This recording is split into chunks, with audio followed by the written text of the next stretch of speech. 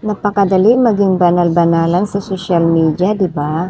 Madalas, makakakita ka ng mga post tungkol sa Diyos, sa kabutihan, at sa pagiging mabuting tao. At madalas din, yung mga taong mahilig mag-post ng ganito ay yung mga taong hindi naman talaga ganun kabanal sa totoong buhay. Alam mo, hindi sapat na mag-post ka lang ng magandang bagay online. Hindi sapat na mag-share ka lang ng mga quote tungkol sa Diyos at sa kabutihan. Kasi sa totoo lang, hindi naman yun ang sukatan sa pagiging mabuting tao. Ang pagiging mabuting tao ay nasa gawa, hindi sa salita. Nasa totoong buhay, hindi sa online world. At kahit gaano karaming magagandang bagay ang i-post mo online, kung hindi naman ito nagre-reflect sa pag-uugali mo sa totoong buhay, wala rin itong kwenta. Kaya huwag masyadong banal-banalan sa Facebook. Hindi ito ang tamang paraan para ipakita sa mundo na ikaw ay isang mabuting tao. Ang tamang paraan ay sa pamamagitan ng iyong mga gawa, ng iyong pagtulong sa iba, at ng iyong pagrespeto sa kanila. At higit sa lahat, huwag kang banal-banalan para lang sa likes and shares. Hindi ito ang tamang dahilan para maging mabuting tao. Ang tamang dahilan, dahil ito ang tama, ito ang nararapat, kaligayahan at kahulugan sa buhay.